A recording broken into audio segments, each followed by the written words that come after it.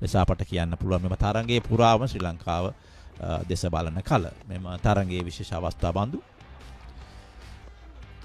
167යි 35යි පන්දු 5කදී මේ බංග්ලාදේශ කණ්ඩායමේ කඩලු ප්‍රථම කඩොල්ල දැවී ගිය ආකාරය තමත් මෙය තමයි හැරවුම් ලක්ෂ්‍ය කියන්න පුළුවන්. හොඳ උඩ පන්දුව රැක ගත්තා. ඊට පසු ප්‍රහාරයේදීත් කරා විශේෂයෙන්ම සැන්ටෝ අපිට පේනවා ඇති ආරම්භක පිතිකාරුවා සමග සුවිශේෂී ලකුණු ලබා ගත්තා.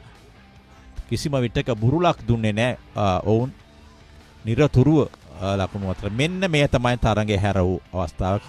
කුසල් මෙන්ඩිස් සහ මිලාන් රත්නායක සුසංයෝගයට පසු ක්‍රියාත්මක වුණා වනිදු හසරංග. මෙවැනි ආකාරයේ උඩ පන්දු රැක ගන්නවා නම් ඊටත් වඩා පන්දු ජයක් උත්තේජනයක් කොයින්ද ඔබට පේනවා ඇති. කමින්දු මෙන්ඩිස් එහි සම්පූර්ණ ප්‍රතිඵල එකතු කරගත්තා. වනිදු සමග හොඳ සුසංයෝගයක් ඇති කරමින් නැවතත් තීක්ෂණගේ අනර්ග උඩ පන්දුව විශේෂයි පන්දු රැකීම බන්දු පැවසුවා ආකාරයටම මෙම කමින්දු මෙන්ඩිස් කෙලින්ම පලේකා විනිසුරුතුමා තීරණ ලබා දෙනවා පාදයේ පන්දු වැදුණු බව. මේ අවසන් කඩුල්ල මේ අනුව තරඟය තමත් හොඳින්